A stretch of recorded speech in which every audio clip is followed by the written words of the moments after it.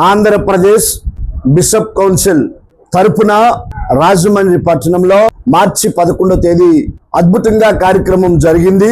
అక్కడ కొన్ని విషయాలు చర్చించినప్పుడు గౌరవనీయులు మా అన్న ఈ యొక్క భీమవరం ఉండి ప్రాంతంలో బలమైన దైవజనులు మా అన్నగారు ఇస్మాయిల్ గారి గురించి మాకు తెలిసినప్పుడు వేదిక మీద సుమారుగా 900 మంది దైవజనులు అన్న కోసం మాట్లాడడం జరిగింది.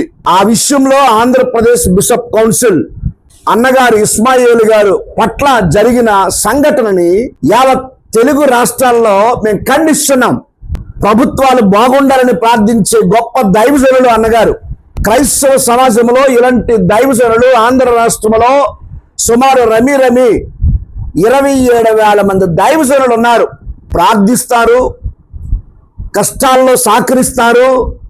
అలాంటి దైవజనులు కొట్టడం అనేది చాలా చాలా చాలా చాలా చాలా బాధాకరమైన విషయం. ఖండిస్తున్నాం. మా మనం ఒకటే, అయ్యగారి విషయంలో జరిగిన సంఘటనని యావత్ భారతదేశమే వెళ్ళిపోయింది. క్రైస్తవులు నిశ్శబ్దంగా ఉన్నారంటే చేతగాని వారు కాదు. వారి స్వరాలు ఇప్పినా, వారు మాట్లాడినా చాలా పరిస్థితులు తారుమారైపోతాయి.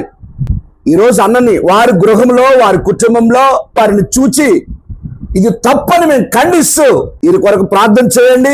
వీరితో మేముంటాం, వారు మాతో ఉంటారు.